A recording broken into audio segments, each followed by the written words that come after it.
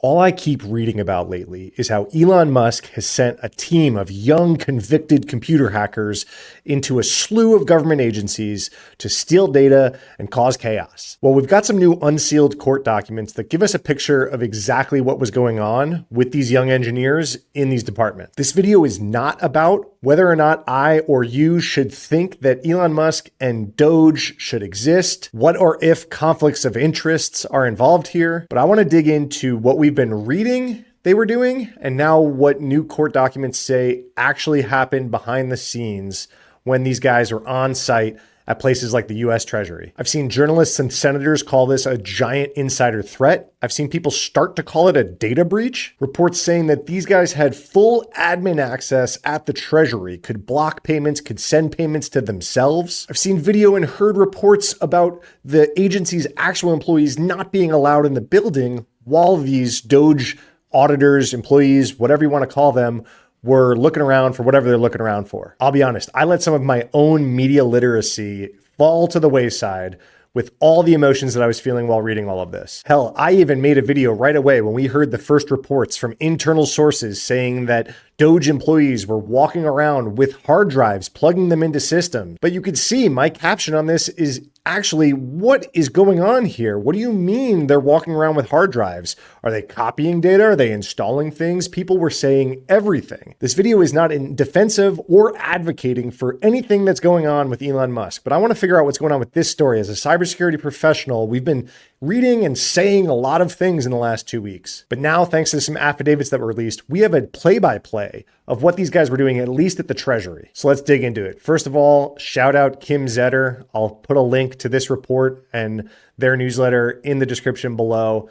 Kim's a legend, literally wrote the book on Stuxnet. Must subscribe, must read. Right off the bat, I want to address something first and foremost about what all of these headlines seem to be focusing on is that this person was 25 years old. While yes, I think the task at hand and the amount of attention on it demands a bit more experience, I don't find the whole 25-year-old thing super interesting. I was giving lots of access that I didn't deserve doing audits and security assessments when I was around 22 years old. And I delivered awesome reports about security vulnerabilities and findings at secure government import-export facilities or hospitals. So again, not defending whatever DOGE is doing, but I don't find the fact that this guy's 25 years old to be very interesting. So the DOGE employee that was at the Treasury is named Marco Ellis. The crux of what we're learning from these court documents is that both sides of reporting were wrong. We had reports that he had full admin access, and then we had statements from the government saying he had read-only access. Turns out the reality was right in between those two, and for a period of time, he had read-write access. And this is in regards to one sensitive Treasury Department payments database. And it was a mistake that was corrected once they identified it,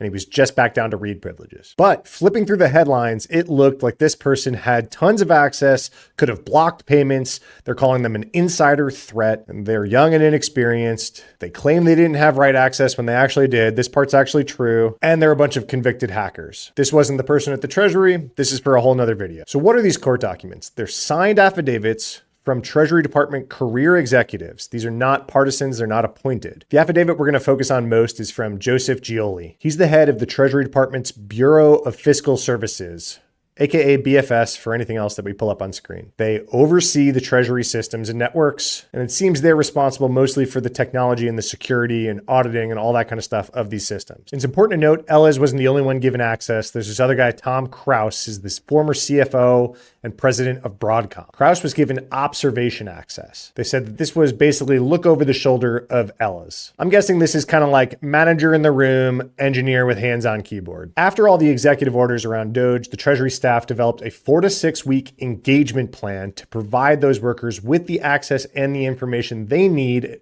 about the payment systems. In case you were curious what systems I was, just the amorphous access to the Treasury stuff that we were hearing, I was really interested in like, well, what the hell does that even mean? The ones we really care about today are this payment automation manager and the secure payment systems one. Basically the systems where you submitted a request for payment, this PAM thing said, is this real or fraud or whatever?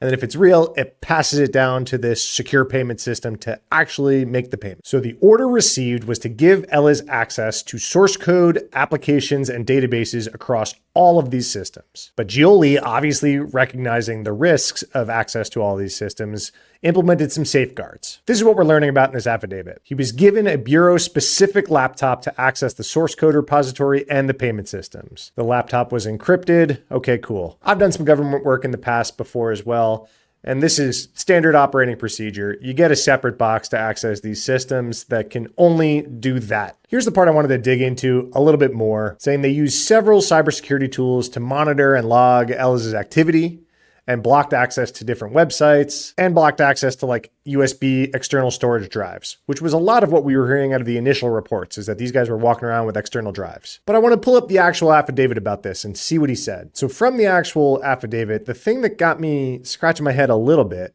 was the exact wording was that it included the ability to monitor and block website access and block use of peripherals. Ability is a weird word here. You could have the software that has the ability to block all this stuff and just not have it turned on. But it does say they enabled enhanced monitoring on his laptop. I might be mincing words here a little bit, but I think given the circumstances and how much scrutiny was going to be on this doc, a little weird to just say, well, yeah, the laptop we gave him had the ability to monitor and block what he was doing. All right, back to Kim's piece. The affidavit says he had data exfiltration detections to alert the Bureau if he tried to transmit any sensitive data. But then jumping around a little bit, it also says that Ellis occasionally took screenshots of the payment system. You can have all the DLP in the world, but if you let them take screenshots, what does that DLP even do? All right, one of the other big things that I heard people were concerned about was that he had access to the source code and he could edit the source code. It seems like they actually set up a sandbox for them to examine the source code and maybe even play with it, but they explicitly say that he could not publish any changes to the production code. So in the actual affidavit, he says this repository was separate from the fiscal services typical code development environment, and unlike the usual code development environment, this new repository was segmented to ensure that no changes to the operative source code could be made. So that's good. As for a bit of a play-by-play, it seems like this all started February 3rd. He was given access to that PAM database and file system, and he was given read-only privileges on them and a walkthrough, saying his access to these systems was closely monitored by multiple admins, in addition to being tracked by the security tools. And on February 5th, he got access to that secure payment systems. Staff gave him a virtual over-the-shoulder walkthrough to help him connect to that database, and he accessed it exclusively under the supervision of Bureau database administrators. They said they have logs that he did not access it ever again after this. And this is where the bit of the slip up happens. He was supposed to only have read-only access to that SPS systems, but they discovered about a day later that he was given read-write permissions. They changed it to read-only. They started a forensic review, and according to everything, apparently that Ellis only accessed it during that supervised session, and he did not log in again. He said that he doesn't even think that Ellis realized he had write permission. The reason I only focused on those first two systems is because Ellis resigned before he even got to the last three. He turned in this special laptop. He gave over his government cell phone, his building access cards, and staff terminated all access he had to those systems. So what went on here? I think a few things happened. First and foremost, almost all of this concern is because of who's directing it, Elon Musk. Second, I think that a lot of this drew a lot of internal concern and potentially leaks from insiders to reporters, drumming up some fear, because Elon's team is obviously not respecting law or process or waiting around for permission to do anything. That's kind of scary when it has to do with these kinds of sensitive systems. Processes around these systems are in place for a reason. I once heard a saying that everything on a pilot's pre-flight checklist that is mandated to them by the FAA is written in blood. That checklist exists because one of those things went wrong in the past and it cost human lives. I think a lot of effective cybersecurity controls are similar. Access controls, change management, all of this kind of stuff exists because that's where things generally go wrong. So when you have a team of young engineers who aren't used to the pace of government and the red tape that's involved with it, coming into these sensitive systems hot and heavy under the direction of someone as polarizing as Elon Musk, of course, the scrutiny is going to be on these couple of days and what happened during them. Are there some red flags here? Absolutely. Why was the right access granted when it shouldn't have been? Did they only find that out after the reports came out, inflaming everything going on and saying, oh, these people have admin access, they have write access, they have direct access to stop and block payments if they want? Did that cause the Bureau to go back and see what kind of permissions they actually gave this guy and realize that they gave him a higher elevated privilege than they meant to. Red flag number 2 for me, what are these screenshots? If you're watching this, have you ever worked in a skiff? That's what I'm kind of imagining going on here, with someone looking over your shoulder, your cell phone not allowed in the room, all this kind of stuff, making sure that there's no recording devices. We're going to talk about some sensitive stuff here. What the hell is going on with screenshots? Red flag number 3, kind of a minor one, because it seems like in the rest of the affidavit that all of the abilities of these tools were actually used to do the investigation. But I really wish that we didn't say, yeah, there was tools on there with the ability to block all those things. Just say that these things were blocked or not. He was given a laptop that could not access an external hard drive. You know that this affidavit had to have been wordsmithed and gone over 11,000 times by lawyers with the amount of attention that's on this case. That's the only reason I'm even sticking on this sentence as well. I also realized that we are only learning of all of this because there was a lawsuit that enacted a restraining order for this department, stopping their ability to continue doing whatever they were doing. So we have a few days of unintentionally elevated access, only stopped by a lawsuit and a restraining order. Yes, it seemed like the reports were a little blown out of proportion for the actual cybersecurity risks that were going on, but the question for a lot of people still remains of what were the people even doing there to begin with? Guys, I'm going to be honest, I was pretty burnt out from the news during this whole thing.